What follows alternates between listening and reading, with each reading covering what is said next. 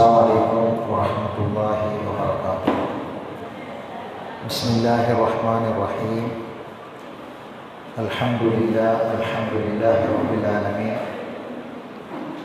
Wassalatu wassalamu ala asyrafil anbiya'i wal mursalin nabiyyina Muhammadin wa ala alihi wa sahbihi ajma'in, amma ba'd.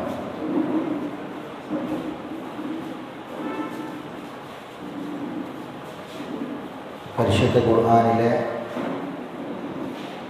18-ാം അധ്യായമായ സൂറത്തുൽ കഹ്ഫിൻ്റെ 1-ാമത്തെ ആയത്താണ് കഴിഞ്ഞ ക്ലാസ്സിൽ പാരായണ നിയമം അനുസരിച്ച് ഓതാൻ നമ്മൾ പഠിച്ചത്. ഇന്ന് ആ ആയത്തിൻ്റെ അർത്ഥത്തിലേക്ക് നമ്മൾ കടക്കുകയാണ്. അപ്പോൾ ഈ ആയത്തൊന്ന് ഒരുമിച്ച് കാണാതെ, ആദ്യം ഒരു 3 തവണ ഒന്ന് ഒരുമിച്ച് കാണാതെ നിയമം മനസ്സിലാക്കിയിട്ട് ഓടുക. അഊദു ബില്ലാഹി മിനശ് ശൈത്വാനിർ റജീം. ബിസ്മില്ലാഹിർ റഹ്മാനിർ റഹീം. അൽഹംദുലില്ലാഹില്ലദീ അൻസല അലാ അബ്ദിഹിൽ കിതാബ വലം യജ്അൽ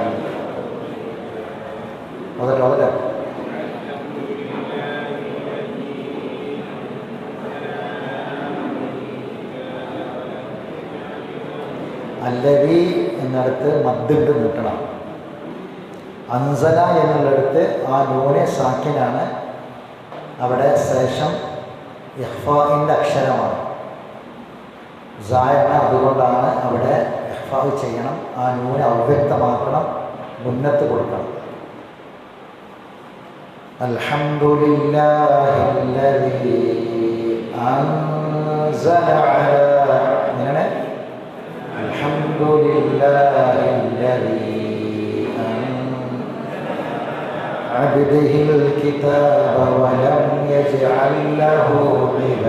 2 യജ്അൽ എന്ന ലാമ്, ലഹു എന്ന ലാമ് ഇദാമ ചെയ്യണം. 2 ഒറ്റ ലാമാക്കണം. ഈ ലാമിനെ മറ്റേ ലാമിലേക്ക് ലയിപ്പിക്കുക, പക്ഷെ മണിക്കരുത്, ഉന്നത്ത് കൊടുക്കരുത്. വലം യജ്അൽ ലഹു ഇവജ. തരക്കന്നെ അൽഹംദുലില്ലാഹില്ലദീ.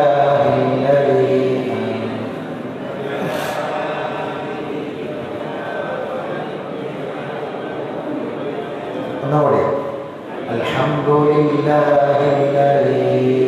അൻസല അലാ അബ്ദിഹിൽ കിതാബ. ഒന്നുകൂടെ കാണാതെ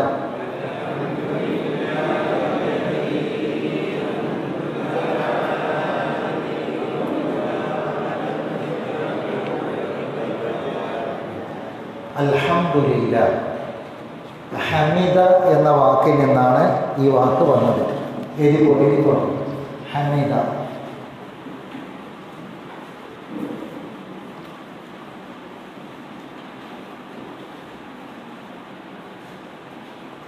ഹമിദ യഹ്മദു. ഹംദ്. ഹമിദ യഹ്മദു ഹംദ്.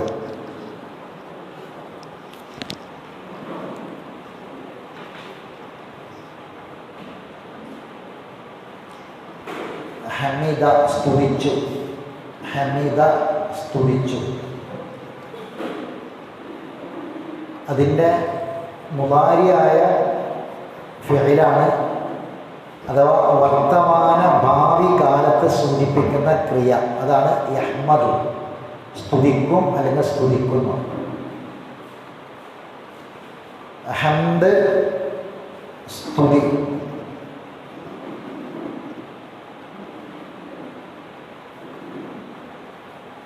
ഹംദ് സ്തുതി.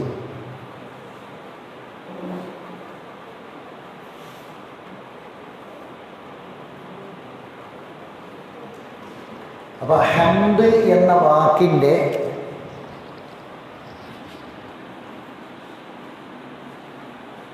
മുന്നിൽ അലിഫും ലാമും ചേർന്നു. അൽഹംദു. ഹംദ് എന്ന വാക്കിൻ്റെ നമ്മൾ ഇങ്ങനൊക്കെ എന്തിനാ പഠിക്കണമെന്ന് ചിന്തിക്കരുത്. അള്ളാഹിൻ്റെ കലാമാണ് നമ്മൾ പഠിക്കുന്നത്. അള്ളാഹുവിൻ്റെ കലാമിലെ ഓരോ അക്ഷരത്തിനും അതിൻ്റേതായ മഹത്വമുണ്ട്, അതിൻ്റേതായ അർത്ഥതലങ്ങളുണ്ട്, ആശയങ്ങളുണ്ട്. അത് അങ്ങനെ തന്നെ പഠിക്കണം. ഹംദ്, ഹമിദ എന്ന ക്രിയയിൽ നിന്ന് വന്നതാണ് ഹംദ്, സ്തുതി. ആയത്തിൽ അൽ ഹംദ. അപ്പോൾ ഈ ഹംദ് എന്ന മസ്ദർ എന്നാണ് ഇതിന് പറയുക. മസ്ദർ അതായത് ഒരു ക്രിയ ഒരു ഫിഅല് ഉണ്ടാകുന്ന ഉത്ഭവിക്കുന്ന സ്ഥാനമാണ് മസ്ദർ.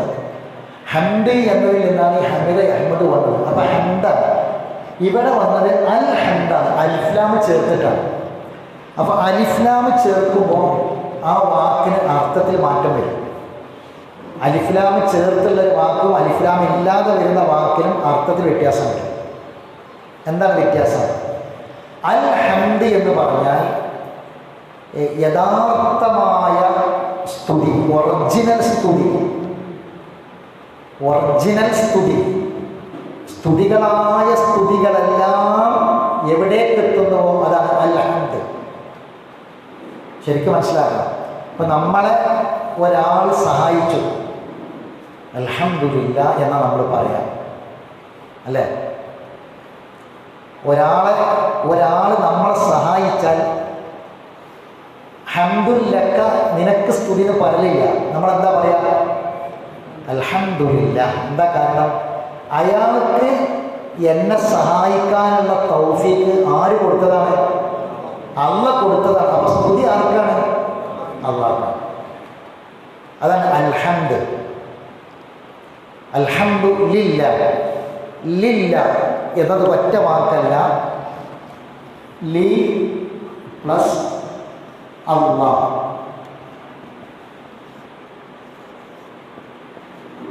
ഇതാണ് ലില്ല. ലി പ്ലസ് അല്ലാഹ്. ലി പ്ലസ് അല്ലാഹ്, ലില്ല. അല്ലാഹു എന്ന വാക്കിൻ്റെ മുന്നിൽ വരുന്ന അക്ഷരത്തിന് കസ്റാണെങ്കിൽ, ഫത്ഹ് കസ്ർ വമ്മ എല്ലാവർക്കും അറിയില്ല. അല്ലാഹു എന്ന വാക്കിൻ്റെ മുന്നിൽ വരുന്നതിന് കസ്റാണെങ്കിൽ അല്ലാഹ് എന്ന് പറയാൻ പാടില്ല, അല്ല എന്നാണ് പറയേണ്ടത്. അതുകൊണ്ടാണ് ലില്ല എന്ന് പറയുന്നത്. ലില്ല എന്ന് പറയാൻ കാരണം. അപ്പോൾ അൽഹംദു, സ്തുതികളായ സ്തുതികളെല്ലാം ലില്ലാഹി, ആർക്കാണ്? അല്ലാഹുവിനാണ്.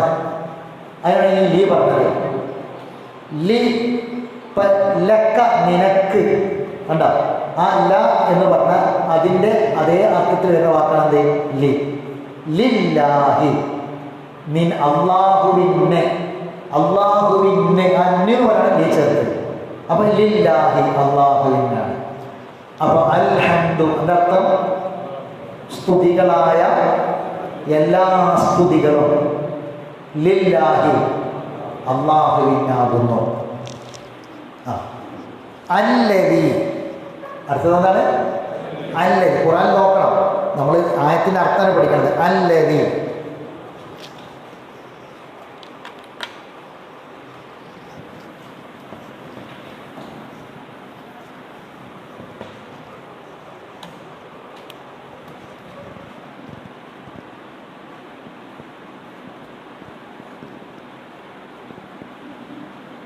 അല്ലദീ,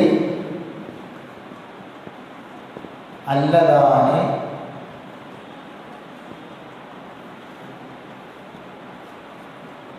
അല്ലദീന.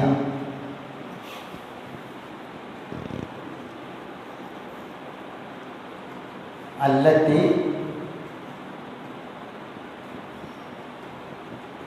അല്ലത്താനി,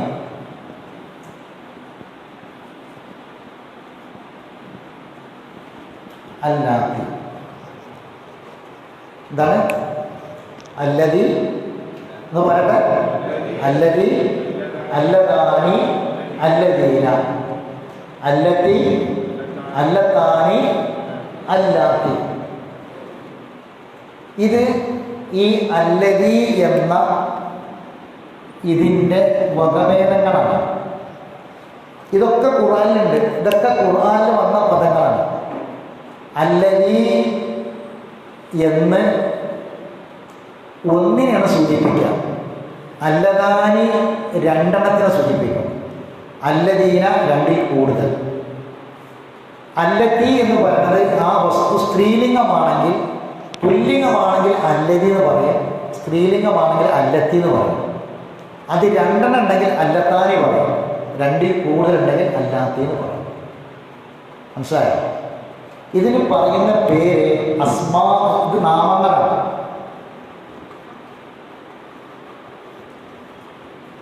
അസ്മാഉൽ മൗസൂല എന്നാ പറയാം.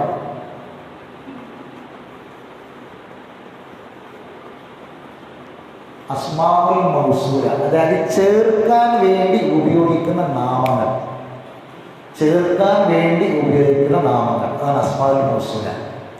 അപ്പൊ ഖുർആനിൽ ഒരുപാട് സ്ഥലത്ത് അല്ലദീ, അല്ലദാനി, അല്ലത്തി, അല്ലത്താനി, അല്ലദീന, അല്ലാത്തി എന്നൊക്കെ വന്നിട്ടുണ്ട്. ഇത് മനസ്സിലാക്കി കൊടുക്കുക. എഴുതേണ്ടവർക്ക് എഴുതിയെടുക്കാം, അല്ലാത്തവർ അത് മനസ്സിലാക്കി കൊടുക്കുക. അപ്പോൾ അല്ലദീ എന്നത് ഒരു ഇസ്മ, ഒരു നാമമാണ്. അല്ലദീ എന്നുള്ളത് ഒരു നാമമാണ്. ആ നാമത്തിൻ്റെ അർത്ഥം യാതൊന്ന് എന്ന് പറയാനാണ്. അതായത് ചേർക്കാൻ വേണ്ടി ഒരു സംഗതി പറഞ്ഞിട്ട് ആ സംഗതിയെ ഒന്നിലേക്ക് ചേർക്കുക, അതിനു വേണ്ടി ഉപയോഗിക്കുന്ന നാമമാണ് എന്ത്? അല്ലദീ എന്നത്. അത് 6 എണ്ണമുണ്ട് അതിൻ്റെ വകഭേദങ്ങൾ. ആ ചേർക്കുന്ന വസ്തു ഒന്നാണെങ്കിൽ അല്ലദീ, അതോടൊപ്പം അത് ആ വേർഡ് പുല്ലിംഗായിരിക്കണം. 2 എണ്ണമാണെങ്കിൽ അല്ലദാനി പറയണം. 3 എണ്ണമെങ്കിൽ അതിൽ 2ൽ കൂടുതൽ എത്ര ഉണ്ടെങ്കിലും അല്ലദീനെ പറയണം. ഇനി ആ വേർഡ് സ്ത്രീലിംഗ് ആണെങ്കിൽ അല്ലത്തി പറയണം. അത് 2 എണ്ണമാണെങ്കിൽ അല്ലത്താനി പറയണം. 2ൽ കൂടുതൽ എത്രയുണ്ടെങ്കിലും ആ വേർഡ് സ്ത്രീലിംഗമാണെങ്കിൽ അല്ലാത്തി എന്ന് പറയും. ഇതെന്തിനാണ് ഞാൻ പറഞ്ഞതെന്ന് ചോദിച്ചാൽ, ഇതൊക്കെ ഖുർആനിൽ വന്നിട്ടുള്ള പദങ്ങളായതുകൊണ്ടാണ് അങ്ങനെ പറഞ്ഞത്. അപ്പോൾ അസ്മാഉൽ മൗസൂല എന്നാണ് ഇതിന് പറയുന്നത്.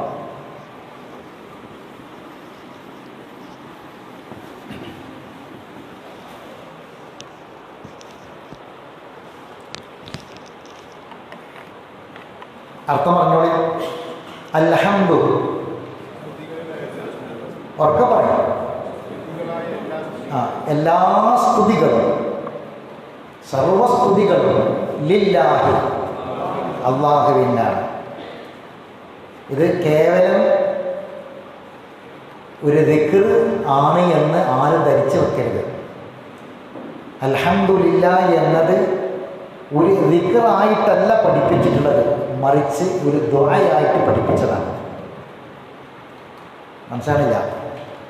അൽഹംദുലില്ലാഹ് എന്നത് ദിക്റായിട്ടല്ല നബി പറഞ്ഞത്, ദുആയായിട്ടാണ്. ആ ദുആ തന്നെ എങ്ങനെ? അഫ്ദലു ദുആ, ദുആകളുടെ കൂട്ടത്തിൽ ഏറ്റവും ശ്രേഷ്ഠമായ ദുആയാണ് അൽഹംദുലില്ലാഹ്. അപ്പോൾ നമ്മൾ ചിന്തിക്കും, അതെങ്ങനെ ഒരു ദുആയാകുക? ഒരു ദുആയാകുമ്പോൾ അല്ലാഹുമ്മ റബ്ബന എന്നൊക്കെ വേണ്ടേ? അതൊന്നും ഇല്ലാതെ ഈ അൽഹംദുലില്ലാഹ് എന്നത് എങ്ങനെയാണ് ദുആയായത്? ദുആയായാലും പോരാ, ദുആകളിൽ ഏറ്റവും ശ്രേഷ്ഠമായ ദുആ എന്ന് പറഞ്ഞാൽ അഫ്ദലു ദുആ, അഫ്ദലു ദിക്ർ, അഫ്ദലു ദിക്ർ ലാ ഇലാഹ ഇല്ലല്ലാഹ്, അഫ്ദലു ദുആ അൽഹംദുലില്ലാഹ്. അഫ്ദലു ദിക്ർ നമ്മൾ കേട്ടിട്ടുണ്ട്, പക്ഷെ അഫ്ദലു ദുആ പല ആൾക്കാരും കേട്ടിട്ടില്ല. അഫ്ദലു ദിക്ർ ലാ ഇലാഹ ഇല്ലല്ലാഹ് എന്ന് പഠിപ്പിച്ച അതേ റസൂലാണ് അഫ്ദലു ദുആ ലാ ഇലാഹ ഇല്ലല്ലാഹ് എന്ന് ദിക്ർ പറഞ്ഞ പോലെ അഫ്ദലു ദുആ അൽഹംദുലില്ലാഹ് എന്ന് പഠിപ്പിച്ചത്. എന്തുകൊണ്ട്? അത് ഇൻഷാ അല്ലാഹ് നമുക്ക് ബോധ്യപ്പെടും, നമുക്ക് പഠിക്കാനുണ്ട്. ഇതിൻ്റെ വിശദീകരണത്തിൽ വരും. അപ്പോൾ അൽഹംദുലില്ലാഹ്, അല്ലാഹുവിനാണ് സർവസ്തുതിയും. ആരാണ് അല്ലാഹു? അല്ലദീ അൻസല ഇറക്കിയവനായ അല്ലാഹു. അൻസല എഴുതിക്കൊള്ളു. അൻസല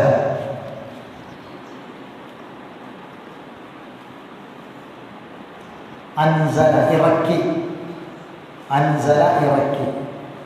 എൻ്റെ മുളാരി യുൻസിലു ഇറക്കും ഇറക്കുന്നു. മസ്ദർ ഇൻസാൽ ഇറക്കൽ. അൻസല യുൻസിലു ഇൻസാൽ. അൻസല യുൻസിലു ഇൻസാൽ. അൻസല ഇറക്കി.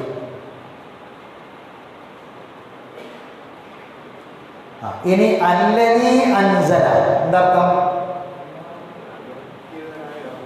ഇറക്കിയവൻ. അല്ലദീ എന്ന് പറഞ്ഞാൽ എന്താ അർത്ഥം പറഞ്ഞേ?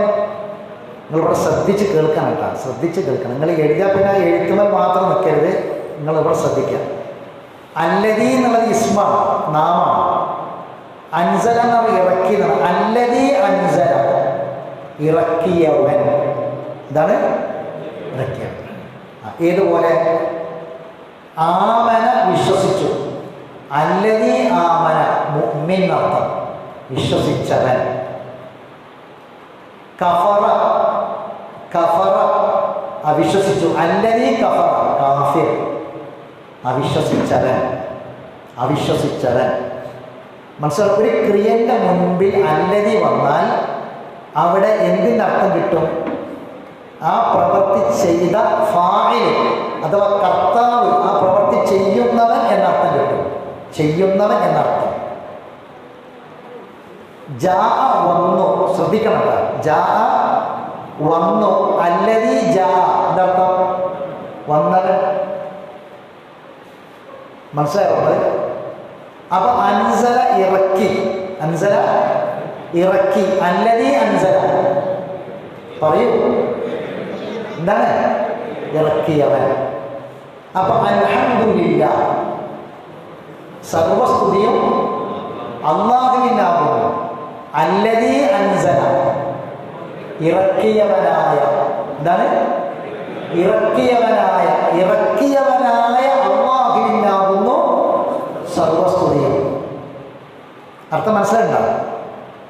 അലാ അബ്ദിഹി അവന്റെ അടിമയുടെ മേൽ. അലാ എന്ന മേൽ.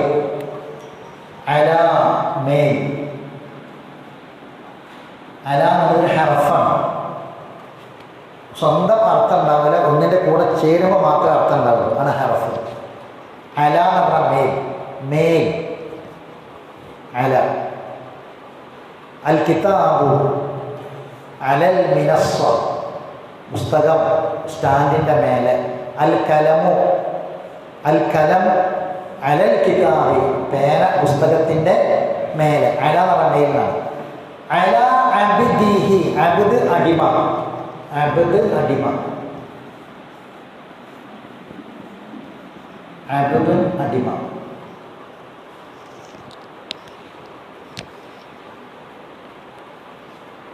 പിന്നെ അവിടെ ഒരു ഹീ ഉണ്ട് അല്ലേ? അബദ് കഴിഞ്ഞാൽ പിന്നെ ഒരു ഹീ ഇല്ലേ? ഹീ എന്നത് ഹുവ എന്നതിൻ്റെ ഷോർട്ടാണ്. ഹുവ എന്ന് പറഞ്ഞാൽ അറബിയിൽ അവൻ ആണ്. അവൻ. ഇതിൻ്റെ ഷോർട്ടാണ് ഹു എന്നത്, ചുരുക്കമാണ് ഹു. ഹുവ എന്നതിൻ്റെ ഷോർട്ട്, അതിൻ്റെ ചുരുക്കം അതാണ് എന്ത്? ഹു എന്നത്.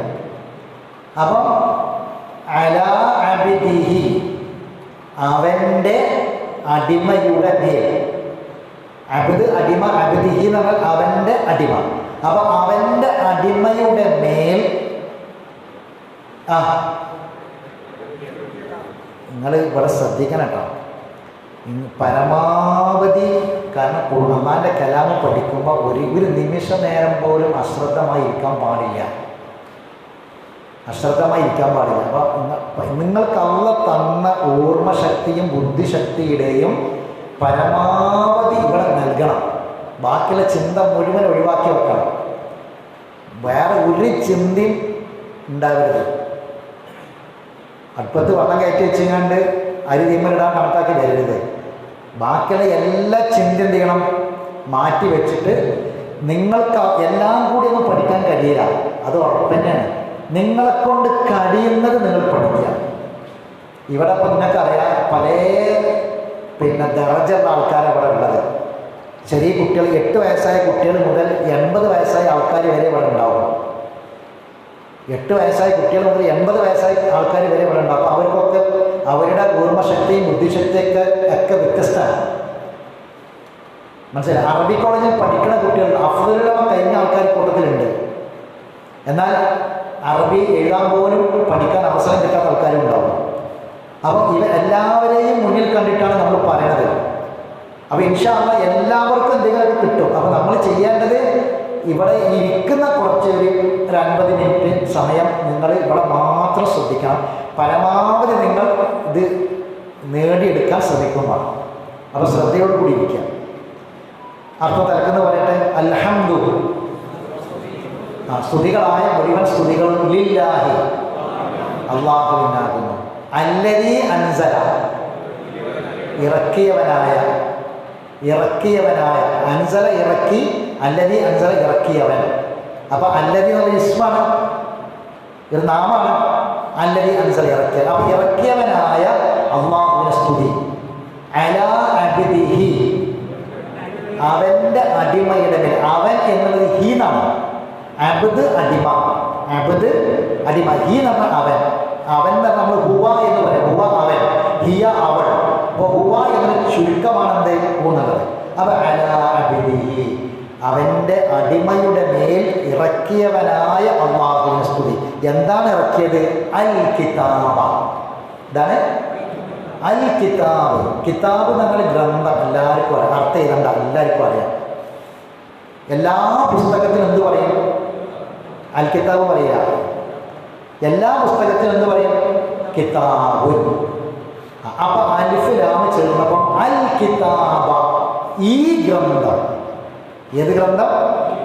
ഈ ഗ്രന്ഥം. അതാണ് അൽ കിതാബിന് അർത്ഥം കിട്ടുക. അൽ കിതാബ്, ഈ ഗ്രന്ഥം. ഈ ഗ്രന്ഥം അഥവാ ഈ ഖുർആൻ അവൻ്റെ അടിമയുടെ മേൽ, അഥവാ മുഹമ്മദ് നബി സല്ലല്ലാഹു അലൈഹി വസല്ലമയുടെ മേൽ ഇറക്കിയവനായ അല്ലാഹുവിനാകുന്നു സർവസ്തുതിയും. എത്ര ആശയം ഉൾക്കൊണ്ടിട്ട് പറയേണ്ട വാക്കാണിത്. ഹൃദയത്തിൽ ഒന്ന് കൈവച്ചിട്ട് ചിന്തിക്കുക. എത്ര തവണ അൽക്കഹഫ് നമ്മുടെ ആൾക്കാർ, മുസ്ലിം സമൂഹത്തിലെ ആൾക്കാർ അൽക്കഹഫ് ഓതിയിട്ടുണ്ടാവും. ഇവിടെ ഒരു അൽഹംദുലില്ലാഹ് എന്ന അഫ്ദലു ദുആ കൊണ്ട്, പ്രാർത്ഥന കൊണ്ട് തുടങ്ങുന്ന ഒരു സൂറത്ത്, പ്രാർത്ഥന കൊണ്ട് ആരംഭിക്കുന്ന അഫ്ദലു ദുആ എന്ന് റസൂൽ പറഞ്ഞ ഏറ്റവും ശ്രേഷ്ഠമായ ദുആ കൊണ്ട് തുടങ്ങുന്ന ഒരു സൂറത്ത്. എന്തിനാണ് ഈ സ്തുതി അല്ലാഹു കൊടുത്തത്? നമ്മൾ പല കാര്യത്തിനും സ്തുതി പറയലുണ്ട്. അൽഹംദുലില്ലാഹ് എന്ന് നമ്മുടെ ഹൃദയത്തിൽ തട്ടി നമ്മൾ പറയുന്ന ഒരു ശുക്രിൻ്റെ വാക്കാണ് അൽഹംദുലില്ലാഹ്. എന്തിന്? അള്ളാഹു നമുക്ക് നൽകിയ അനുഗ്രഹങ്ങൾ ഓർത്ത് നമ്മൾ പറയും, പല അനുഗ്രഹങ്ങൾ. എന്നാൽ ഇവിടെ ഏത് അനുഗ്രഹത്തെക്കുറിച്ചാണ് പറഞ്ഞത്? മുഹമ്മദ് നബി സല്ലല്ലാഹു അലൈഹി വസല്ലമക്ക് ആര് ഖുർആൻ ഇറക്കി കൊടുത്തു? അള്ളാഹു ഖുർആൻ ഇറക്കി കൊടുത്തു. അത് ഏറ്റവും വലിയൊരു അനുഗ്രഹമാണ്. നിങ്ങളൊന്ന് ചിന്തിക്കുക, നമ്മളെല്ലാവരും കൂടി ഒന്ന് ചിന്തിക്കുക. ഖുർആൻ ഏറ്റവും വലിയൊരു അനുഗ്രഹമാണ് എന്ന് നമുക്ക് ശരിക്കും ബോധ്യപ്പെട്ടിട്ടുണ്ടോ എന്നുള്ളതാണ്. നമുക്ക് 10 കൊല്ലമായിട്ട് കുട്ടികളില്ലാത്ത, 10 കൊല്ലമായിട്ട് മക്കളില്ലാത്ത ദമ്പതിമാർക്ക് അള്ളാഹ് ഒരു കുട്ടിയെ കൊടുത്തു. ഭാര്യ ഗർഭിണിയാണ് എന്നറിഞ്ഞപ്പോൾ അൽഹംദുലില്ലാഹ് എന്ന് പറഞ്ഞു. ആരെയും ദമ്പതിമാർ മാത്രമല്ല, അവരെ മാതാപിതാക്കൾ, അവരെ സ്നേഹിക്കുന്ന എല്ലാവരും പറഞ്ഞു അൽഹംദുലില്ലാഹ്. അത് ഹൃദയത്തിൽ തട്ടിയ വാക്കാണ്. എന്നാലും ഒരു ആശങ്ക ഉണ്ടായിരുന്നു. ഇതെങ്ങാനും നഷ്ടപ്പെട്ടു പോവുക. ഗർഭിണിയാണ് അറിഞ്ഞത്. 10 മാസം 9 മാസവും 10 ദിവസവും പൂർത്തിയായി പ്രസവിച്ചു. ആരോഗ്യമുള്ള ഒരു കുട്ടി. അൽഹംദുലില്ലാഹ്, അൽഹംദുലില്ലാഹ്. വിശന്ന് വലഞ്ഞ് ഒരു നേരത്തെ ഭക്ഷണം കിട്ടി. അൽഹംദുലില്ലാഹ്. നമ്മൾ കയറിയ വാഹനം ഒരു അപകടത്തിൽപ്പെട്ട് നമ്മളെ മുന്നിലുള്ള ആൾക്കാർ, പിന്നിലുള്ള ആൾക്കാർ. വിമാനം ലാൻഡ് ചെയ്യുന്ന നേരത്ത് കുറച്ച് മുന്നിലാണ് ലാൻഡ് ചെയ്തത്, മറിഞ്ഞ് മുൻ സീറ്റിലുള്ള ആൾക്കാർ വരെ മരണപ്പെട്ടു പോയി. തൻ്റെ സീറ്റിൻ്റെ തൊട്ടപ്പുറത്തിരിക്കുന്നത് വരെ മരിച്ചു എന്നറിയണം.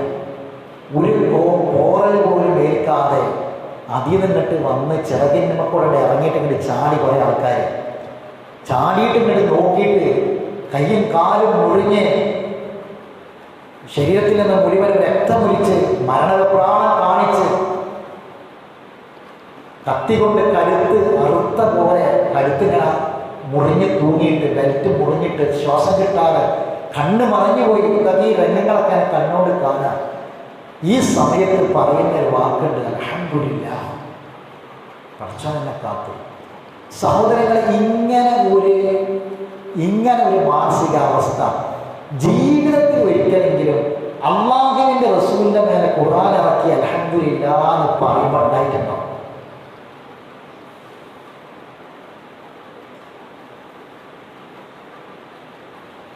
ഉണ്ടാകണ്ടേ? അതല്ല അൽഹംദുലില്ലാഹ്.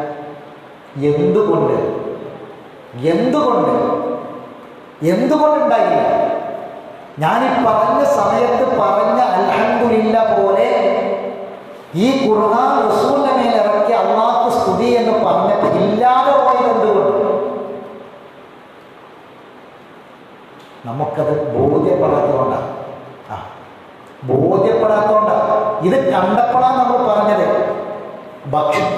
ഒരു ദിവസം ഭക്ഷണം കിട്ടാതെ കണ്ടില്ലെങ്കിൽ ചെന്നൈയിൽ വെള്ളപ്പൊക്കം ഉണ്ടായിട്ട് വീടിൻ്റെ ടെറസിൻ്റെ മേലെ കയറിയിട്ട് വെള്ളം പൊന്തിയിട്ട്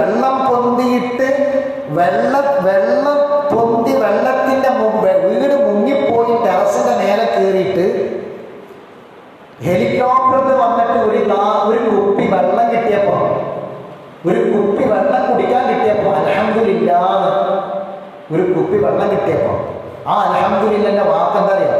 വെള്ളത്തിൽ ടാങ്കുകളെല്ലാം പൊന്തിയിട്ട് മലവും മൂത്രവും അടക്കം വെള്ളത്തിൽ പൊന്തിയിട്ട് മലത്തിൻ്റെ അവശിഷ്ടങ്ങൾ ഇങ്ങനെ മുന്നിൽ ഇങ്ങനെ കാണാം, പൊന്തിങ്ങനെ നിൽക്കുക. വെള്ളത്തിലാണുള്ളത്, പക്ഷെ ആ വെള്ളത്തിൽ തൊടാൻ പറ്റില്ല, അറപ്പാണ്, വെറുപ്പാണ്. അപ്പോഴാണ് കുടിവെള്ളത്തിൻ്റെ പ്രത്യേകത, വെള്ളമല്ല കുടിവെള്ളത്തിൻ്റെ വലിപ്പം മനസ്സിലാവുന്നത്. അതിനാണ് തിരക്ക് കൂട്ടുന്നത്. അതിനാണ് ആരൊക്കെ ജീവിതത്തിൽ എന്തെല്ലാം തരം പാനീയങ്ങളുണ്ടോ അത് മുഴുവൻ കുടിക്കാനുള്ള വകുപ്പുള്ള ആൾക്കാർ. ഗുജറാത്തിൽ ഒരു ഭൂകമ്പം ഉണ്ടായി, നമുക്ക് ഓർമ്മ മറക്കാനായിട്ടില്ല. 10,000-കണക്കിന് ആൾക്കാർ മരിച്ചു, വീടുകൾ തകർന്നു. എന്നിട്ട് അവിടെ ഭക്ഷണം കിട്ടിയില്ല, 2-3 ദിവസത്തേക്ക് ഭക്ഷണമില്ല, വാഹനങ്ങൾ അവിടേക്ക് എത്തുന്നില്ല, യാത്ര വരാൻ കഴിയുന്നില്ല, എല്ലാം നശിച്ചുപോയി. ഒരു അടുപ്പ് ഭക്ഷണം ഉണ്ടാക്കാൻ കഴിയില്ല. ഒരു ബ്രെഡ് ഫ്രിഡ്ജിലുണ്ടെങ്കിൽ അത് തിന്നാൻ കഴിയില്ല. കുട്ടികളുണ്ട്, വാവിട്ട് കരയുന്നുണ്ട്, കുറേ എണ്ണം മണ്ണിനടിയിൽ കിടക്കുകയാണ്. പല ആൾക്കാരും രക്ഷപ്പെട്ടവരുടെ മാതാപിതാക്കളും കരളിൻ്റെ കഷ്ടമായ മക്കളും കിടക്കുകയാണ്. കഴുത്ത് വരെ ടെറസിൻ്റെ കഷ്ണങ്ങൾ വന്ന് അടിഞ്ഞിട്ട്, ബിൽഡിങ്ങിൻ്റെ കഷ്ണങ്ങൾ വന്ന് അടിഞ്ഞിട്ട് തലമാത്രം കാണാൻ, കരളിൻ്റെ കഷ്ടമായ പൊന്നു മകളുടെ തലമാത്രം ഇങ്ങനെ കാണണം. വലിച്ചെടുക്കാൻ കഴിയണില്ല. ഇതിൻ്റെ അടിയിൽ എടുക്കണമെങ്കിൽ, ഇത് മാറ്റണമെങ്കിൽ ട്രെയിന് വരണം, ട്രെയിന് കെട്ടി വരാൻ കഴിയണില്ല. ഈ കുഞ്ഞിൻ്റെ ശരീരവും കണ്ട് തല മാത്രം പുറത്തായി ശരീരം മുഴുവൻ ടെറസിൻ്റെ അടിയിൽ പറ്റി ചതഞ്ഞരഞ്ഞ് മരിച്ച കുട്ടിൻ്റെ മയ്യത്തിൻ്റെ മുഖവും കണ്ടിരിക്കുകയാണ് ദിവസങ്ങളുള്ള മാതാപിതാക്കൾ. ആലോചിച്ചോക്കണങ്ങൾ എത്ര നിർഭയത്വത്തോടു കൂടി നമ്മളൊക്കെ പെരി കിടന്നുറങ്ങുന്ന കാര്യങ്ങൾ. അങ്ങനെ ഉറങ്ങിയ ആൾക്കാരെ തന്നെ അങ്ങനെ ഉറങ്ങിയ ആൾക്കാരായിരുന്നു അവരും, നമ്മളെപ്പോലെ ചിന്തിച്ച ആൾക്കാരായിരുന്നു അവരും. അള്ളാഹ് സൂറത്തുൽ മുൽക്കിൽ ചോദിക്കുന്നുണ്ട്, അള്ളാഹുവിൻ്റെ രാജാധികാരത്തെക്കുറിച്ച് പറയുന്ന സൂറത്തുൽ മുൽക്കിൽ അള്ളാഹ് ചോദിക്കുന്നുണ്ട്, നിങ്ങൾ നിർഭയരാണോ? എന്ത് നിർഭയത്വമാണ് നിങ്ങൾക്കുള്ളത്? നിങ്ങൾ നല്ല എഞ്ചിനീയറെ കണ്ട് നല്ല മുന്തിയ സിമന്റ് കാശ് കൊടുത്ത് വാങ്ങി, നിങ്ങൾ പല കടകളിൽ ചെന്ന് നിങ്ങൾ നല്ല ഉറപ്പുള്ള കമ്പി വാങ്ങിക്കൊണ്ടുവന്ന് നിങ്ങൾ സുരക്ഷിതമായി ഉറപ്പുള്ള കെട്ടിടമുണ്ടാക്കിയിട്ട് ആ വീടിനുള്ളിൽ നിങ്ങൾ കിടന്നുറങ്ങുകയാണെങ്കിൽ ഈ ഇരുമ്പിനും ഈ കമ്പിക്കും ഈ സിമെന്റിനും എന്ത് ഉറപ്പുള്ളത് നമ്മൾ ചോദിക്കുകയാണ്, എന്ത് നിർഭയത്തുള്ളത്? എന്ത് സമാധാനത്തിലാണ് നിങ്ങൾ ഉറങ്ങാന്ന്.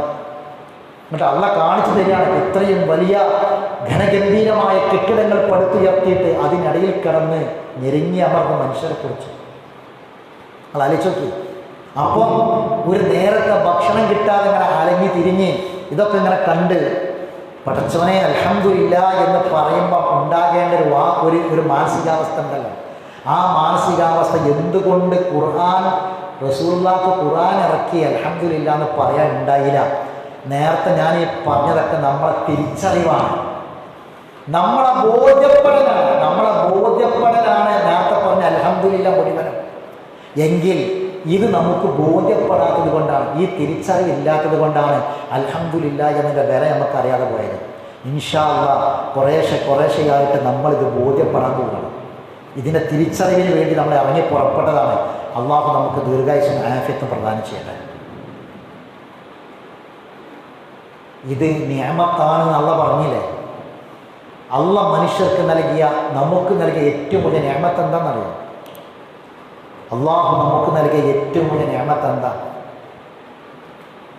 നമ്മളെ മക്കളല്ല, നമ്മളെ വീടല്ല, നമ്മളെ സ്വത്തും മുതലുമല്ല.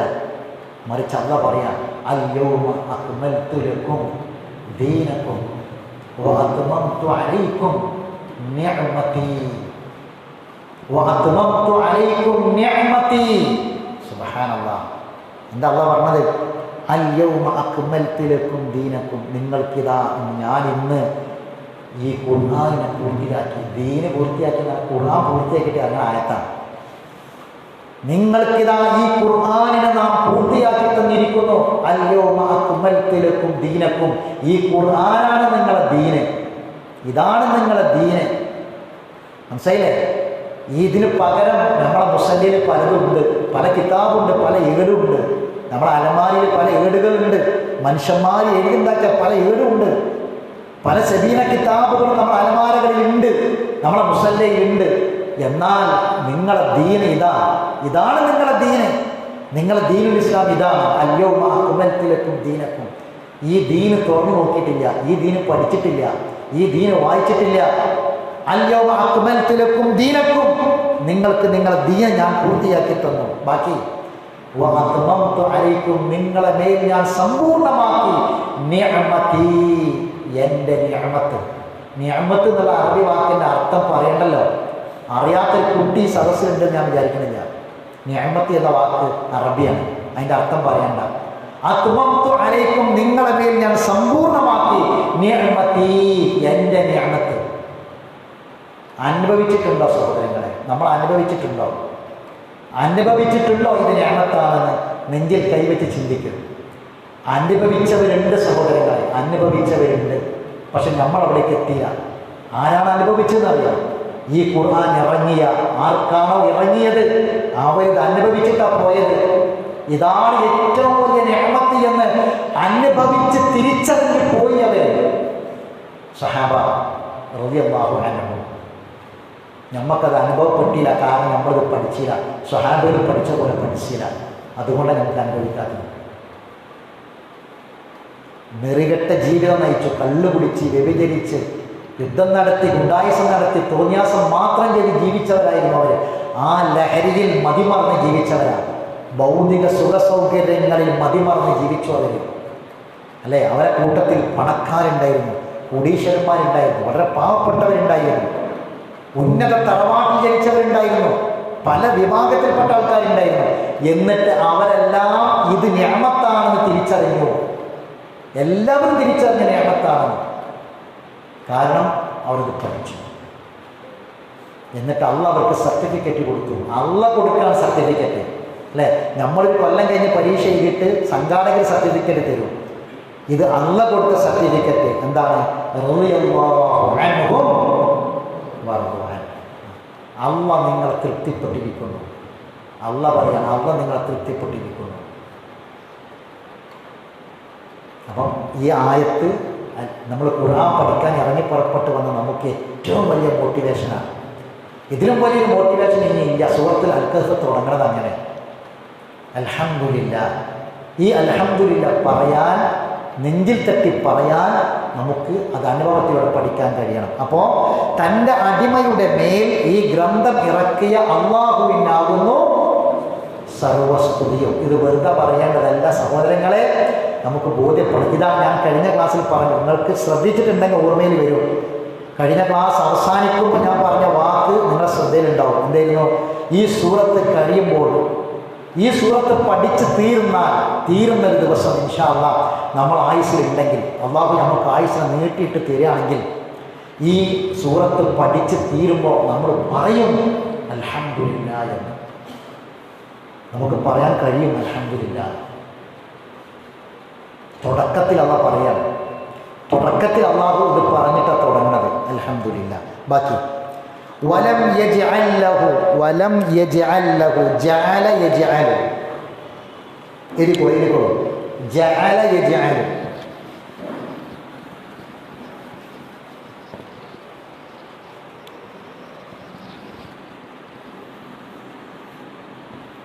ജഅല യജ്അൽ, ജഅല ആക്കി.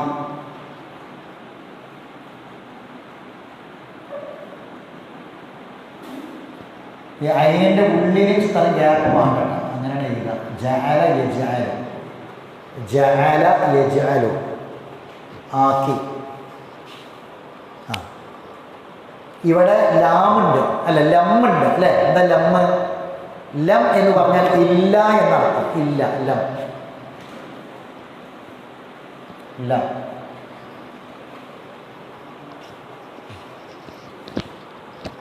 ലം യജ്അൽ, ലം യജ്അൽ ആക്കിയിട്ടില്ല.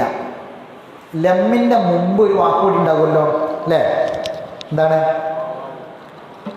ലമ്മിൻ്റെ മുമ്പ് ഒരു വാക്കില്ലേ? വാവുണ്ട്. വാവുണ്ട്. അപ്പം ആ വാവ് വെറുതെ കൊടുത്തതല്ല, വാവിന് അർത്ഥം ഉണ്ട് അവിടെ. വലം യജ്അൽ, അവൻ ആക്കിയിട്ടുമില്ല, ആക്കിയിട്ടുമില്ല. അതിനാണ് ആ വാവടെ ചേർത്തത്. ലം യജ്അൽ ആക്കിയിട്ടില്ല എന്നാണ്. ലം യജ്അൽ ആക്കിയിട്ടില്ല, വലം യജ്അൽ ആക്കിയിട്ടുമില്ല. അർത്ഥം മനസ്സിലായില്ല? ലഹു അതിന്, ലഹു അതിന്, ലഹു അതിന് എന്ന് പറഞ്ഞാൽ ആ ഹു അൽ കിതാബ്, ആ ഗ്രന്ഥം, ആ ഗ്രന്ഥത്തിന് അവൻ ആക്കിയിട്ടുമില്ല, വരുത്തിയിട്ടില്ല എന്നർത്ഥം. ആ ഗ്രന്ഥത്തിന് അവൻ വരുത്തിയിട്ടില്ല. എന്ത്? ഇബജ, വക്രത. ഇബജ് വക്രത, ഇബജ്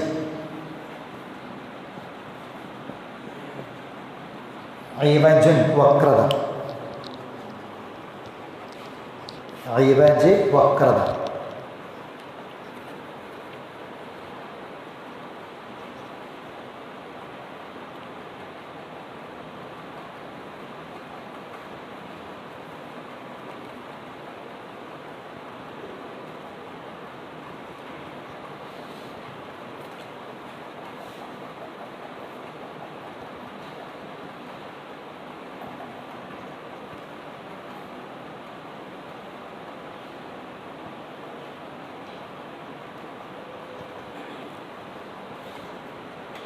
അപ്പം എങ്ങനെ അർത്ഥം പറയാം? വലം യജ്അൽ ലഹു ഇവജ, അതിന് ഒരു വക്രതയും അവൻ വരുത്തിയിട്ടുമില്ല. അതിനൊരു വക്രതയും അവൻ വരുത്തിയിട്ടുമില്ല. അത് ആ ഇവജ് എന്ന വാക്ക് ഖുർആനിൽ പല തവണ ആവർത്തിച്ചിട്ടുണ്ട്. ഇൻഷാ അല്ലാഹ് ആ പദങ്ങളിലൂടെ നമ്മൾ പഠിക്കുമ്പോഴാണ് ഇവിടെ അള്ളാഹു എന്താണ് ഉദ്ദേശിച്ചത് എന്ന് മനസ്സിലാവുക. വക്രതയുടെ ലോകമാണ് ഇന്ന് നമ്മുടെ മുന്നിലുള്ളത്. നേരെ ചൊവ്വെ ചിന്തിക്കുന്നവരും നേരെ ചൊവ്വെ പോകുന്നവരും വളരെ കുറവാണ്. അതുകൊണ്ടാണ് ഒരാൾ നേരെ ചൊവ്വെ ചിന്തിക്കുകയാണെങ്കിൽ അവന് ജീവിക്കാൻ വലിയ പ്രയാസമാണ്, കുടുംബത്തിലാണെങ്കിലും നാട്ടിലാണെങ്കിലും. മനസ്സിലാണ്ട് പറഞ്ഞാൽ നേരെ ചൊവ്വെ ചിന്തിക്കുന്നതും ആത്മാർത്ഥമായി നിസ്വാർത്ഥമായി കളങ്കമില്ലാതെ പെരുമാറുന്നതും ചുരുക്കം ആൾക്കാർ മാത്രമേ ഉള്ളൂ ലോകത്ത്. ബാക്കിയൊക്കെ വളഞ്ഞ വഴിയാണ്. വളഞ്ഞ വഴിയാണ് മനുഷ്യൻ സ്വീകരിക്കുക. 90% അങ്ങനെയാണ്. അതുകൊണ്ട് ആരെങ്കിലും ഒരാൾ നേരെ ചൊവ്വേ ജീവിക്കാൻ ശ്രമിച്ചാൽ വലിയ പാടായിരിക്കും, വലിയ പാടാണ്. അത് ആർക്കെങ്കിലും അങ്ങനെ അനുഭവം ഉണ്ടെങ്കിൽ ആരും അതിലുണ്ടാകണ്ട, ബേജാറാകേണ്ട. കാരണം എന്താ പറയുക, നേരെ ചൊവ്വയുള്ള മാർഗത്തിൽ സഞ്ചരിക്കാൻ ശൈത്താൻ സമ്മതിക്കൂല. ലഅഖഉദന്നലഹും സിറാത്തക്കൽ മുസ്തഖീം എന്ന് ശൈത്താൻ പറഞ്ഞതാണ്. നേരെ ചൊവ്വയുള്ള മാർഗത്തിൽ ഞാൻ ഇരിക്കുന്നു. ആര്? ശൈത്താൻ അവിടെ ഇരുന്നാൽ പിന്നെ അങ്ങോട്ട് പോകാൻ സമ്മതിക്കൂലാണ്. ലഅഖഉദന്ന, ഞാൻ ഇരിക്കുക തന്നെ ചെയ്യും, അലാ സിറാത്തക്കൽ മുസ്തഖീം, നേരായ വഴിയിൽ. അപ്പം അതുകൊണ്ട് എന്താ ചെയ്യുന്നത്, തടസ്സങ്ങൾ നല്ലോണം ഉണ്ടാവും. അപ്പം ഈ തടസ്സം ശൈത്താനാണ്. നമ്മളെ ദീനനുസരിച്ച് ജീവിക്കാൻ നമുക്ക് തടസ്സം നമ്മളെ വാപ്പയാണെങ്കിൽ മിനൽ ജിന്നത്തി വന്നാസ് ഖുൽ അഊദു ബിറബ്ബിന്നാസ് മലിക്കിന്നാസ് ഇലാഹിന്നാസ് മിൻ ശർറിൽ വസ്വാസിൽ ഖന്നാസ് അല്ലദീ യുവസ്വിസു ഫീ സുദൂരിന്നാസ് മിനൽ ജിന്നത്തി വന്നാസ്. മനുഷ്യരിൽ വരും, മനുഷ്യരിൽ. അപ്പം അതുകൊണ്ട് ഖുർആൻ എന്താണെന്നറിയാം. ഖുർആൻ എന്താ? ഖുർആൻ ലം വലം യജ്അൽ ലഹു ഇവജ. ഖുർആനിൽ ഒരു വക്രത. ഖുർആൻ സിറാത്തുൽ മുസ്തഖീം. യാസീൻ ബാക്കി ഓടിക്കാണേ. യാസീൻ ബാക്കി. വൽ ഖുർആനിൽ എന്താ അർത്ഥം? യാസീൻ ഓതി തുടങ്ങിയിട്ട് കാലം പറയാനില്ല. എന്താ എൻ്റെ അർത്ഥം? യാസീൻ അർത്ഥമില്ല. അലിഫ് ലാം മീം അർത്ഥമില്ല. ത്വാഹ അർത്ഥമില്ല. കാഫ് ഹായ ഐൻ സാദ് അർത്ഥമില്ല. ഖാഫ് അർത്ഥമില്ല. നൂൻ അർത്ഥമില്ല. സ്വാദ് അർത്ഥമില്ല. അതൊക്കെ ഹുറൂഫുൽ മുഖത്തആണ്, അക്ഷരങ്ങളാണ്. അലിഫ് ലാം മീം ആരെങ്കിലും അലമാൻ മുതലുണ്ടോ? അലിഫ് ലാം മീം റോ ആരെങ്കിലും അലമാലാ മുതലുണ്ടോ? ഇല്ലല്ലോ. അലിഫ് ലാം മീം റ അത് അക്ഷരങ്ങളാണ്, അതിന് അർത്ഥമല്ല.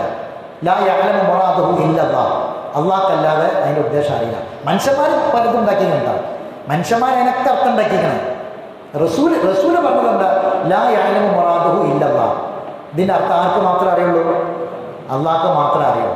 അങ്ങനെ ഖുർആൻ ഒരുപാട് സൂറത്ത് തുടങ്ങുന്നുണ്ട്. 1 അക്ഷരം, 2 അക്ഷരം, 3 അക്ഷരം, 4 അക്ഷരം, 5 അക്ഷരം വരെയുണ്ട്. ബാക്കിയുള്ളതിന് അർത്ഥമുണ്ട്. എന്താണ്? വൽ ഖുർആനിൽ ഹക്കീം. എന്താ അർത്ഥം? അതിൻ്റെ അർത്ഥം അറിയാത്തതുകൊണ്ടാണ് ആൾക്കാർക്ക് ഇത് മനസ്സിലാകാതെ പോയത്. വൽ ഖുർആനിൽ ഹക്കീം, ആശയസമ്പുഷ്ടമായ അർത്ഥങ്ങൾ നിറഞ്ഞ, യുക്തി തത്വങ്ങൾ നിറഞ്ഞ ഖുർആൻ തന്നെയാണ് സത്യം. അള്ളാഹ് ഖുർആനെ കൊണ്ട് സത്യം ചെയ്തിട്ട് തുടങ്ങുന്ന സൂറത്താണ്. വൽ ഖുർആൻ തന്നെയാണ് സത്യം. അൽ ഹക്കീം. ഹക്കീം എന്ന് പറഞ്ഞാൽ നമ്മുടെ നാട്ടിലൊക്കെ ഹക്കീം എന്ന് പറഞ്ഞാൽ ചില ആൾക്കാർ വെക്കുന്നത്. ഹക്കീം എന്ന് പറഞ്ഞാൽ പണ്ഡിതനാണ്, ആ വിഷയത്തിൽ പണ്ഡിതൻ. ഖുർആനിൽ ഹക്കീം എന്ന് പറഞ്ഞാൽ ഒരുപാട് അറിവുകൾ നൽകുന്ന ഖുർആൻ, ഒരുപാട് വിജ്ഞാനങ്ങൾ നൽകുന്ന, അർത്ഥതലങ്ങളുള്ള, അർത്ഥം പഠിക്കേണ്ട ഖുർആൻ. ആ ഖുർആൻ ഹക്കീം, ആ ഖുർആൻ തന്നെയാണ് സത്യം. പിന്നെ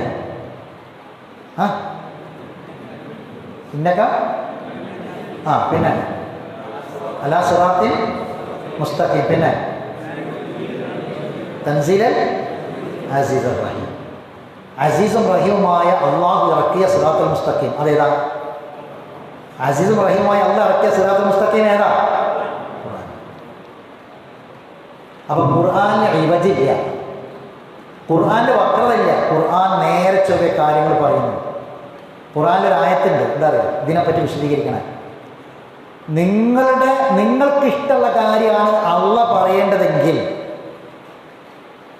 നമുക്കിഷ്ടമുള്ള കാര്യങ്ങളും നമുക്ക് വേണ്ട കാര്യങ്ങളും അള്ളാഹ് നിയമാക്കി ഇറക്കുകയാണെങ്കിൽ അതിന് വേണ്ട അർത്ഥമുണ്ടോ? നമ്മളെ പഠിച്ചതാണ് അള്ളാഹ്. അപ്പം നമ്മളെങ്ങനെ നടക്കണമെന്ന്, നമ്മളെ വിശ്വാസം എങ്ങനെ ആകണം, നമ്മളെ കർമ്മം എന്താവണം, നമ്മളെ പ്രവൃത്തി എങ്ങനെ ആകണം തീരുമാനിക്കേണ്ടത് ആരാ? അള്ളാഹ്. ചെയ്യാൻ പാടുന്നത് എന്താണ്, ചെയ്യാൻ പാടില്ലാത്തത് എന്താണ് ലിസ്റ്റ് പഠിച്ചു തന്നിട്ടുണ്ട്. പടച്ചോൻ തന്നിട്ടുണ്ട്. നന്മയും തിന്മയും ചെയ്യാൻ സ്വാതന്ത്ര്യം തന്നു. മറ്റുള്ളവർക്ക് മരത്തിനും കല്ലിനും പർവ്വതത്തിനും സൂര്യനും ചന്ദ്രനും ഒക്കെ പടച്ചോൻ്റെ പടുപ്പുകൾ തന്നെയാണ്. പക്ഷെ അതിനൊന്നും പടച്ചോൻ ആ സ്വാതന്ത്ര്യം കൊടുത്തിട്ടില്ല. അതിനൊക്കെ അള്ളാഹ് അനുസരിക്കാനേ കഴിയുള്ളൂ, ധിക്കരിക്കാൻ കഴിയില്ല. ഒരു മരത്തിനും അള്ളാഹ് ധിക്കരിക്കാൻ കഴിയില്ല. ഒരു ജന്തുവിനും ഒരു പ്രാണിക്കും ഒന്നും അള്ളാഹ് ധിക്കരിക്കാൻ കഴിയില്ല. ധിക്കരിക്കാൻ അനുസരിക്കാനുമുള്ള സ്വാതന്ത്ര്യം അള്ളാഹ് മനുഷ്യന് കൊടുത്തതാണ്. എന്നിട്ട് അള്ളാഹ് പറഞ്ഞു ഇന്ന കാര്യങ്ങളൊക്കെ ധിക്കാരം, ഇന്ന കാര്യങ്ങളൊക്കെ അനുസരിക്കണ്ടേ. ലിസ്റ്റ് പടച്ചോൻ തന്നു. ആ ലിസ്റ്റാണ് ഖുർആൻ. അപ്പൊ അള്ളാഹ് ഒരു ഇവജില്ലാതെ വക്രതയില്ലാതെ നേരെ ചൊവ്വ ജീവിച്ചു മരിക്കാൻ അള്ളാഹു നമുക്ക് നൽകിയ ഗ്രന്ഥമാണെന്ത്? ഖുർആൻ. അർത്ഥം ഒരുമിച്ച് എഴുതിക്കോളും. ഈ ആയത്തിൻ്റെ ഒരുമിച്ച് അർത്ഥം ചെയ്താണ്. അപ്പോൾ ഒരായത്ത് എഴുതി അതിൻ്റെ ഓരോ വേർഡിൻ്റെ അർത്ഥം എഴുതി ഈ ആയത്തിൻ്റെ അർത്ഥം ഒരുമിച്ച് ചെയ്താണ്.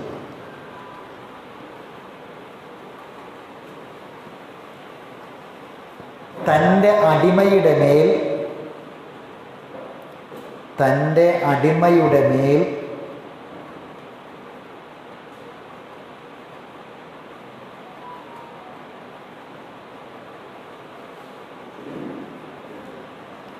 ഈ വേദഗ്രന്ഥത്തെ അവതരിപ്പിക്കുകയും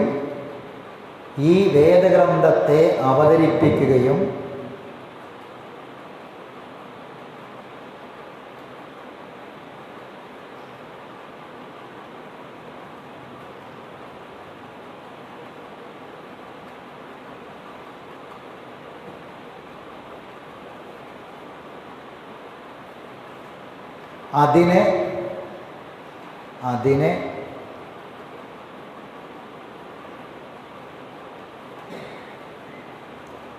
ഒരു വക്രതയും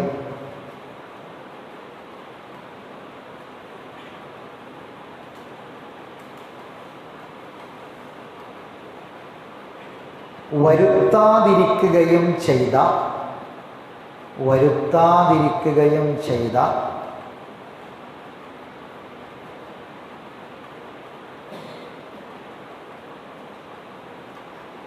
അല്ലാഹുവിനാകുന്നു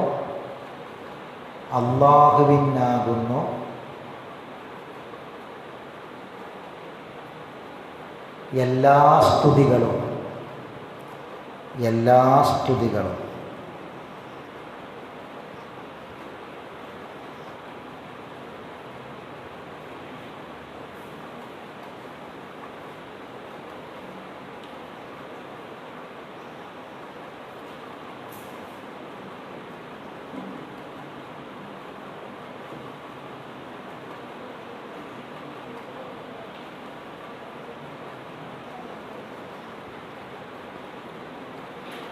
ഈ ആയത്തൊന്ന് കാണാതെ ഓടട്ടെ.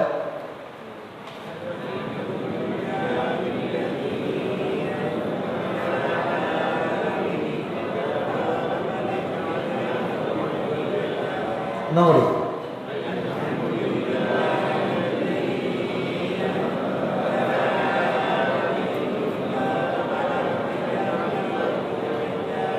ആ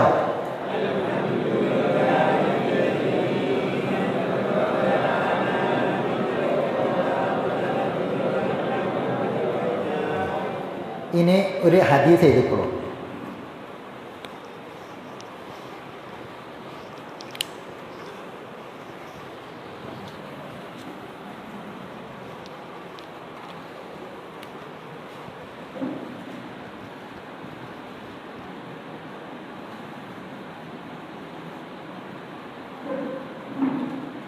അഫ്ളലു ദുആ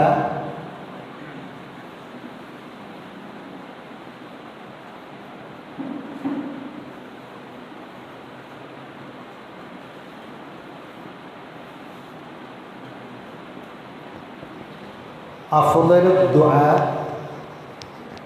അൽഹംദുലില്ലാഹ്.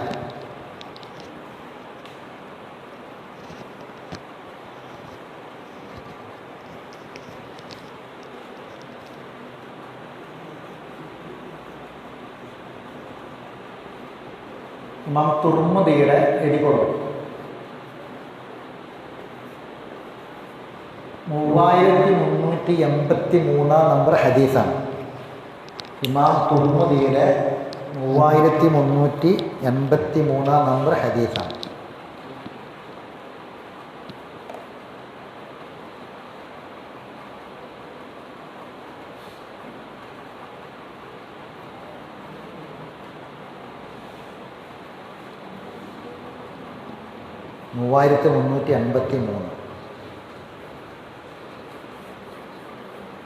എന്താ അർത്ഥം?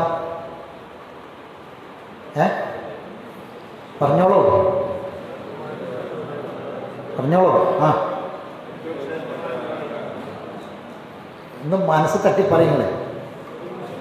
അഫ്ളൽ ദുആ എന്താർത്ഥം? ഏറ്റവും അഫ്ളലായ ശ്രേഷ്ഠമായ ദുആയാണ് അൽഹംദുലില്ലാ. ഇനി ഇവിടെ ശ്രദ്ധിക്കാൻ ഞാൻ പറഞ്ഞ കാര്യം, ഈ ഹദീസ് നമുക്ക് ബോധ്യപ്പെടാൻ പോകണം. എങ്ങനെയാണെന്നറിയാം, ഞാനത് ബോധ്യപ്പെടുത്തി തരാം.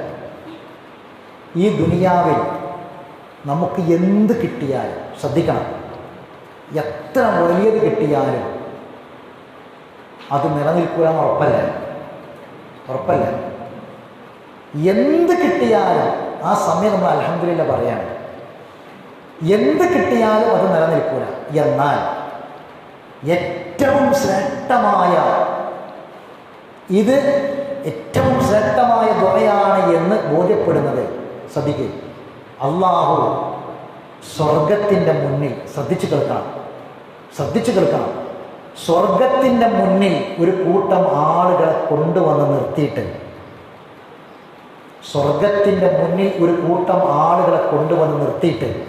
ആ ഒരു കൂട്ടത്തിന് പറഞ്ഞ പേര് സുമർ എന്നാണ്. ഖുർആനിൽ അങ്ങനെ ഒരു അധ്യായമുണ്ട്, 39-ാം അധ്യായത്തിൻ്റെ പേരതാണ്. സ്വർഗത്തിൻ്റെ മുന്നിൽ ഒരു കൂട്ടം ആളുകളെ കൊണ്ടുവന്ന് നിർത്തിയിട്ട് സ്വർഗത്തിൻ്റെ കാവൽക്കാരായ മലക്കുകൾ പറയും, സ്വർഗത്തേക്ക് കടന്നോളിയെന്ന്. ആ രംഗൊന്ന് മനസ്സിൽ കാണും. ഒരു ഈമാനുള്ള മനുഷ്യൻ്റെ ഹൃദയത്തിൻ്റെ ഏതെങ്കിലും ഒരു കോണിൽ ഈമാൻ ഉണ്ടെങ്കിൽ അത്തരമൊരു രംഗം നിങ്ങൾ മനസ്സിൽ കാണും. ഖുർആൻ പറഞ്ഞ രംഗം, സ്വർഗത്തിൻ്റെ മുന്നിൽ നിർത്തിയിട്ട് പടച്ചോൻ വരെ കയറിക്കോളിയെന്ന്. ആ സമയത്ത് സ്വർഗത്തിലേക്ക് കാലെടുത്ത് വെക്കുമ്പോൾ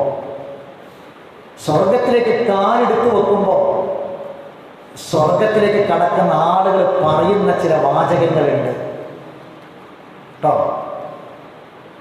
നമുക്കറിയാവുന്നത് ചിന്തിക്കണം, അറിയാത്തവർക്ക് അങ്ങോട്ട് കടക്കാൻ പറ്റുമെന്നുള്ളതും ചിന്തിക്കണം. സ്വർഗത്തിലേക്ക് കടക്കാൻ, സ്വർഗമാണ് നമ്മൾ ഇന്ന് അള്ളാഹുവോട് ചോദിച്ചത് അല്ലേ? സ്വർഗമാണ് നമ്മൾ ഇന്ന് അള്ളാഹുവോട് ചോദിച്ചത് എങ്കിൽ ആ സ്വർഗം ചോദിച്ചത് നമ്മൾ ആത്മാർത്ഥമായിട്ടാണ് ചോദിച്ചതെങ്കിൽ, അങ്ങേയറ്റത്തെ ആഗ്രഹത്തോടു കൂടിയാണ് ചോദിച്ചതെങ്കിൽ ചിന്തിക്ക്. സ്വർഗത്തിൻ്റെ കവാടത്തിൻ്റെ മുന്നിൽ നിന്നിട്ട് കടക്കാൻ വേണ്ടിയിട്ട് കടക്കുമ്പോൾ പറയുന്ന ചില വാചകങ്ങൾ ഖുർആനിലുണ്ട്. അത് പഠിച്ച ആൾക്കാരെ കടക്കുക. 3 വാചകങ്ങൾ. ആ 3 വാചകങ്ങളും തുടക്കം ഇങ്ങനെ അറിയാം, അൽഹംദുലില്ലാഹില്ലദീ സ്വദഖനാ വഅദഹു വഅൗറസനൽ അർള നതബവ്വഉ മിനൽ ജന്നത്തി ഹൈസു നശാ വനിഅമ അജ്റുൽ ആമിലീൻ. സ്വർഗത്ത് കാലെടുത്ത് വെക്കുമ്പോൾ പറയുന്നത് പ്രാർത്ഥനയോടുകൂടി കയറാൻ. സ്വർഗത്തേക്ക് കടക്കുകയാണ്. നമ്മളെ വീട്ടിലേക്ക് ഒരു വീട് എന്ന സ്വപ്നം പൂവണിഞ്ഞു, ഒരുപാട് ലക്ഷങ്ങൾ കോടികൾ ചിലവാക്കി വീട്ടിലേക്ക് കടക്കുകയാണ്. ഡോർ തുറന്ന് കടക്കുമ്പോൾ നമുക്ക് നിർബന്ധം ഉണ്ടായിരുന്നു അല്ലെ, ഒരു നല്ല മനുഷ്യൻ്റെ കൈ കൊണ്ട് തുറക്കണമെന്ന്, പ്രാർത്ഥനയോടുകൂടി കടക്കണമെന്ന് ആഗ്രഹം ഉണ്ടായിരുന്നു. പക്ഷെ ആ വീട് വിട്ട് നമ്മൾ പോകും. ആ വീട് സ്ഥിരമല്ലായിരുന്നു ആ വീടുണ്ടാക്കിയ വാപ്പ പോയില്ലേ അല്ലേ, ഇന്ന് മക്കളാണ്. എങ്കിൽ സ്ഥിരവാസത്തിൻ്റെ വീട്, എന്നേക്കുമുള്ള വീട്, അതാ സ്വർഗ വീടാണ്. ആ സ്വർഗ വീട് കിട്ടുന്ന സന്തോഷം, ആ സ്വർഗ വീട്ടിലേക്കാണ് കടക്കുമ്പോൾ പറയുന്ന വാക്കിൽ ഒന്നാമത്തെ വാക്ക് പ്രാർത്ഥനയോടുകൂടി കടക്കുകയാണ്. ആ പ്രാർത്ഥന തുടങ്ങുന്നത് അൽഹംദുലില്ലാ എന്ന് പറഞ്ഞിട്ടാണ്. സഹോദരങ്ങളെ, അതാണ് അഫ്ളലുൽ ദുആ. ഇത് മനസ്സിലായോ?